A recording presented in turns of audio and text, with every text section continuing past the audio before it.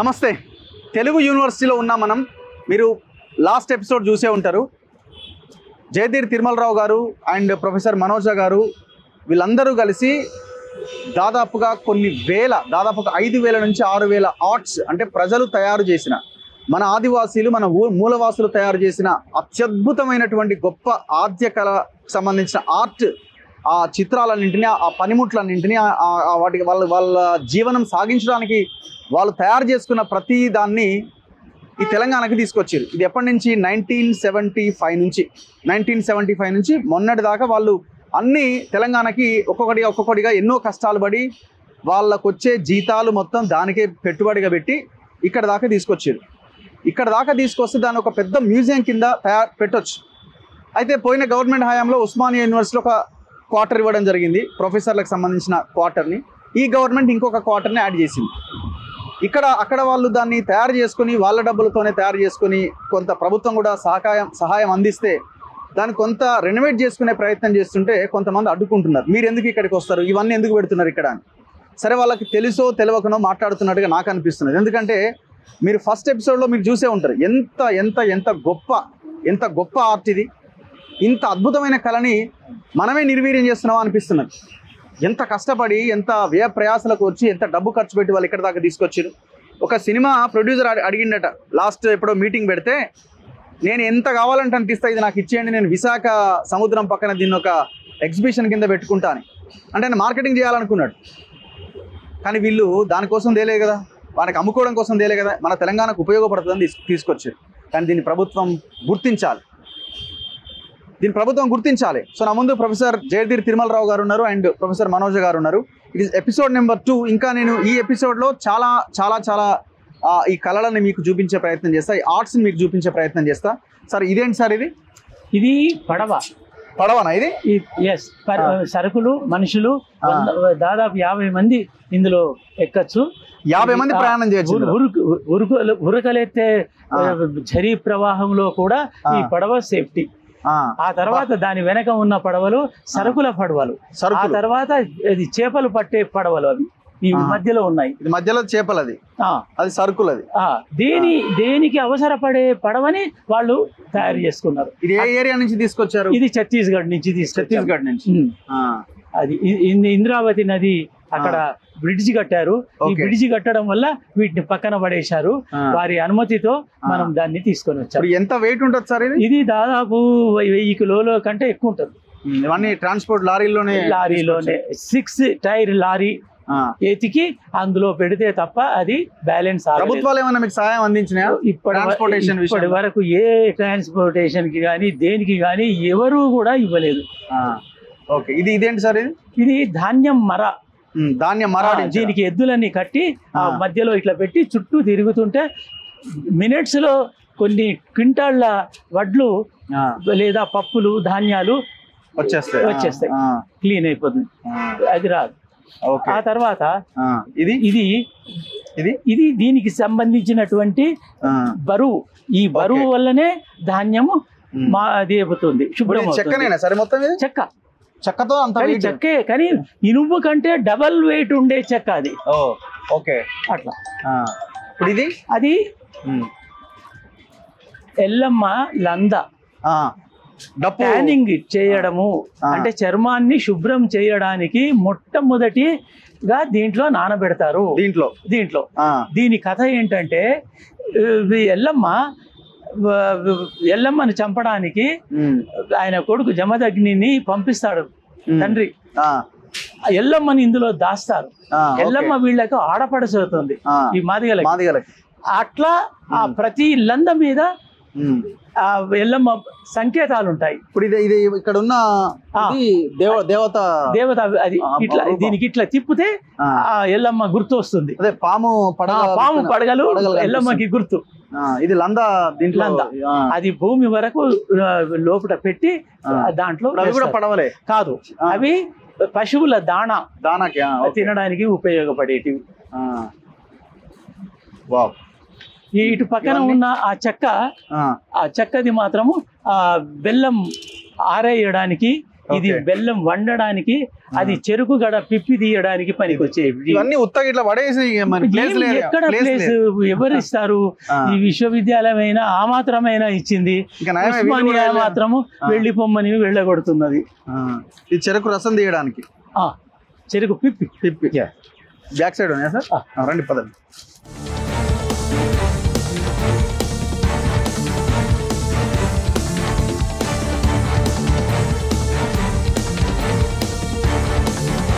So ఇట్లా ఈ తెలుగు యూనివర్సిటీలో వీటన్నింటినీ స్టోర్ చేసి పెట్టుకున్నారనమాట. కానీ ఈ రూమ్లలో అయితే వాటిని స్టోర్ చేయలేం కదా. సో కాబట్టి అవి ఎండకెండి వానకి నానుతున్నాయి. ఇంకా అవి కూడా ఇంకా 4 రోజులు ఇట్లే ఉంటే శిథిలావస్థకు చేరుకొని ఆనవాళ్ళు లేకుండా పోతాయి. మరి ఎవరు ఆలోచించాలి వీటి మీద? చూడండి ఎంత ఇదో. ఇది ఎందుకు టాంగా? ఇది ఎడ్ల బండి. ఇది ఎడ్ల బండి. అది నొమాడిక్ సంచారం చేయడానికి అనువుగా కట్టుకున్నటువంటి బండి, గూడు బండి అంటాం మనం. ఇప్పుడు ఇందులో ఇది సామాను పెట్టుకుంటారు, పూజా సామాను.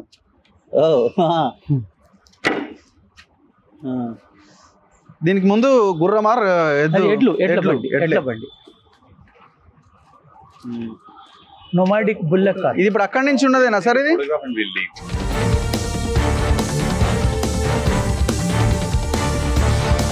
ఇప్పుడు ఇది అక్కడి నుంచి వచ్చిన ఇదేనా సార్? ఇది అప్పటి నుంచి ఇట్లా తడక. ఇవి రథ చక్రాలు, ఇవి బళ్ళ చక్రాలు. ఓకే.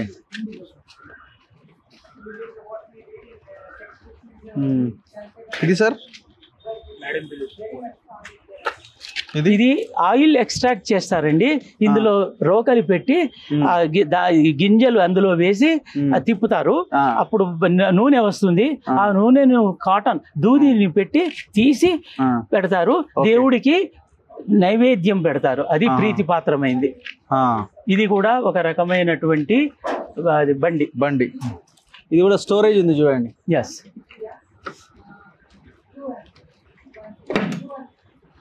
ఇవన్నీ రకరకాల చక్రాలు, రకరకాల దర్వాజాలు. అది ఎంత అద్భుతంగా ఉంది చూడండి దర్వాజా.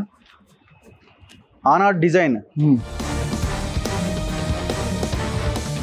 ఇంకా మనం ఇదే తెలుగు యూనివర్సిటీ లోపలికి వస్తే అద్భుతమైన కళాఖండాలు మనకు ముందు కనిపిస్తూ ఉంటాయి. సో వీళ్ళందరూ సేకరించిన అద్భుతమైన కళా సంపద ఇది. సార్ ఇదేంటి సార్? ఇది అది ఒక కర్ర. అది చెట్టుకి సంబంధించిన కర్ర. దీని మీద ఒరిజినల్ గా ఉన్న దాన్ని అన్నింటినీ పక్షులను జంతువులుగా తయారు చేశాడు. ఇది పక్షి, ఇది జంతువు. ఇది జంతువు, అది పక్షి. ఇది పక్షి. ఈ కింద మనుషులు. ఓకే. ఇది ఒక కళాఖండం. ఇవి ఆనాడు వాళ్ళ డోర్స్, ఇంటి డోర్స్. ఇది సార్ ఆదివాసుల, ముఖ్యంగా గోండులకి ఇవి ఉంటాయి కదా కొమ్ములు. ఆ కొమ్ములతో చేసినటువంటి వాళ్ళ గుర్తు, సింబల్, జాతి సింబల్. ఇవన్నీ ఇది దంచుకోవడానికి ఉపయోగించేటువంటి రోలు, చెక్క రోలు. ఇట్లా తయారు చేశారు చూడండి. ఇది మన అతి పాత. దీనితో 3 అంతస్తుల పెద్ద బాకాలు కూడా మన దగ్గర ఉన్నాయి. 3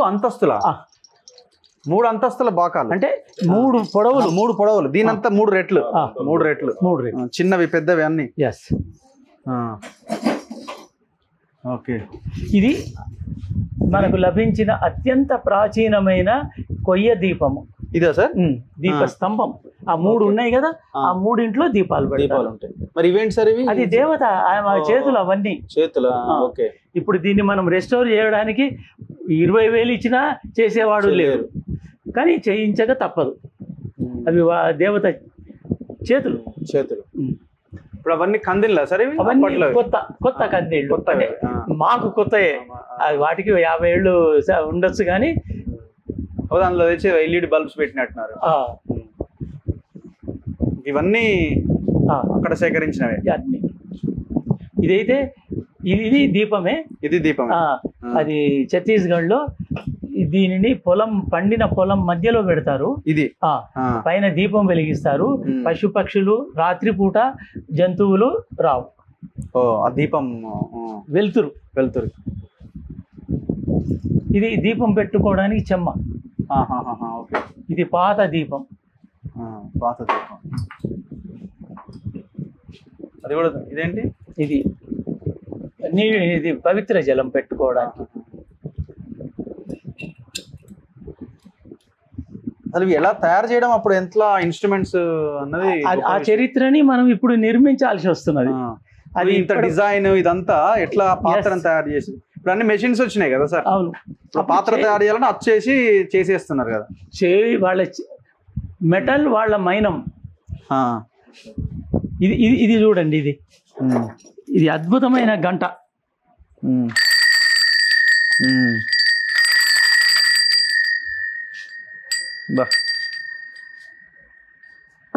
ఎంత బరువు ఉన్నది అది.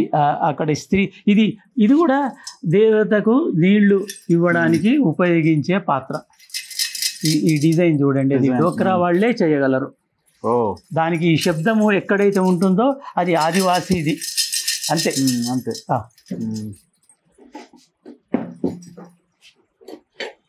ఇది కుంకుమ భరణి. కుంకుమ భరణి.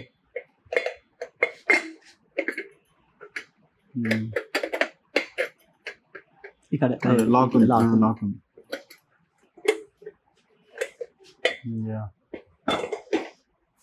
ఇవన్నీ తాళాలు. ఇవి తాళాలు. అది ఇది ఒక తాళం చెవులు. పాత తాళ చెవితల గుత్తి. దాన్ని డిస్ప్లే చేయడంలో దాని అది ఉంటుంది.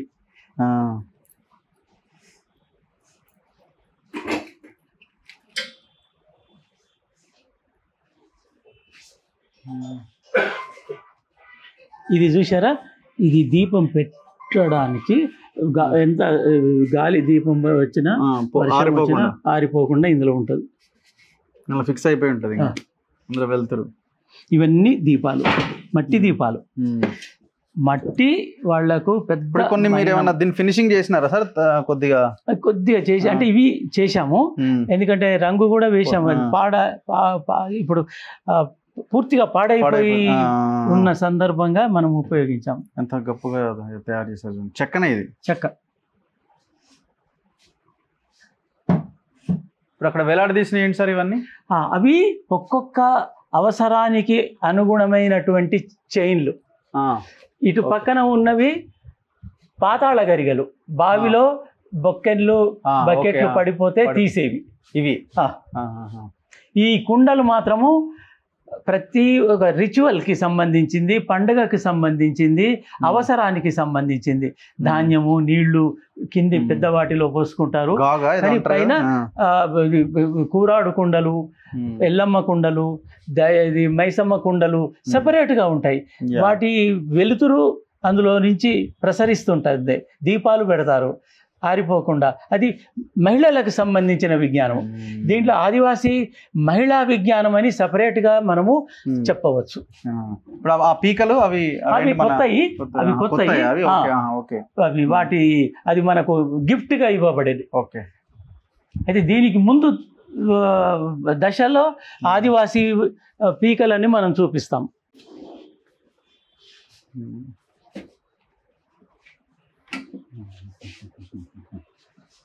చూడండి, ఇది కోసుకోవడానికి ఇలపీట. ఇక్కడ కట్ చేస్తారు. ఇది ఇది ఇది ఇది మన కొబ్బరి తురుము. ఎక్కడి నుంచి తెచ్చారు సార్ ఇది? ఇది మనకు కరీంనగర్.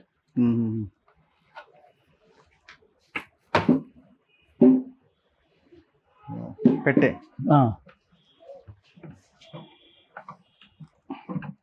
మీ నాన్న బుక్ తీరాలి. ఎవరు పెట్టేది?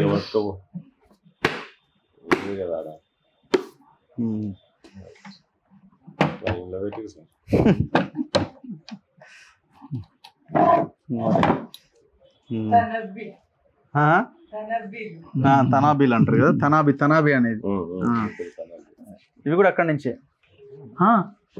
అది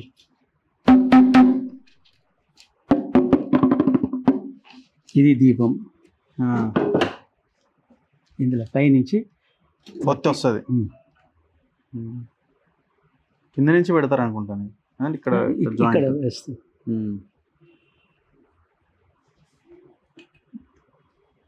ఎట్లా తయారు చేశారు అప్పట్లో అన్నది కూడా ఇది.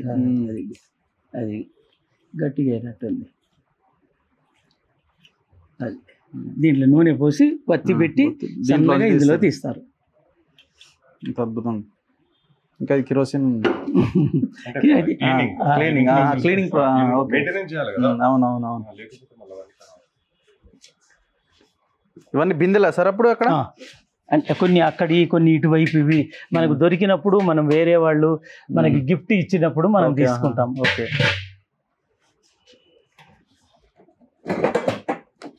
ఇది టోపీ. జాలరైనా ఎవరైనా ఎండకు పెట్టుకుంటారు ఇలాంటివి. అది లెదర్తో తయారు చేసిన సంచులు.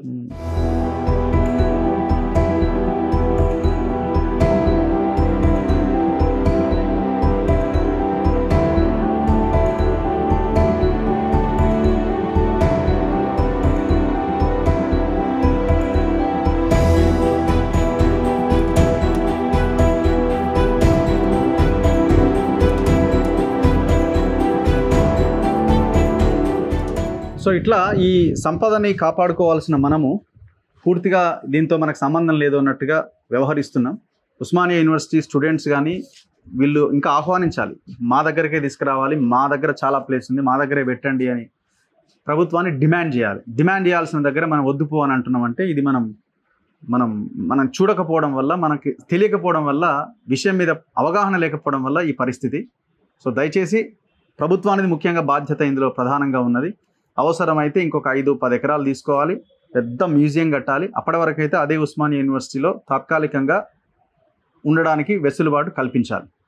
వాళ్ళ సొంతం కోసమో లేకపోతే వాళ్ళ ఆర్థిక ప్రయోజనాల కోసమో చేస్తున్నది కాదు ఇది. ఒకవేళ అదే అనుకుంటే ఇవాళ వాళ్ళకి ఇది అమ్ముకుంటే కొన్ని కోట్ల రూపాయలు వాళ్ళ చేతికి వస్తాయి. సో మీరేమన్నా చెప్పదలుచుకున్నారా? Last words.